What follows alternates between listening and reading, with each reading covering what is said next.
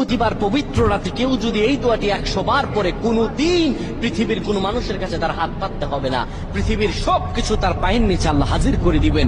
দারিদ্রতা থেকে মুক্তি দান করবেন, বিপদ আপদ থেকে মুক্তি দান করবেন, তার সম্মানকে সুউচ্চতা দান করবেন, অসুস্থতা থেকে দূরে রাখবেন। আল্লাহর অশেষ দয়া ও রহম তাকে দান করে দিবেন। সুবহানাল্লাহ। বৃহস্পতিবার রাত এটি গুরুত্বপূর্ণ রাত। এই রাত সপ্তাহে একদিন আসে। আরবিতে রাত আগে আসে, দিন পরে আসে। সুতরাং বৃহস্পতিবারের যে দিন গিয়ে রাত, এটি বৃহস্পতিবার রাত নয়, এটি শুক্রবারের রাত, এটি জুমাবারের রাত, এটি দোয়া কবুলের রাত, আল্লাহর কাছাকাছি হওয়ার রাত। সুবহানাল্লাহ। এই বৃহস্পতিবার রাত আল্লাহ তাআলা বান্দার দোয়া কবুল করেন।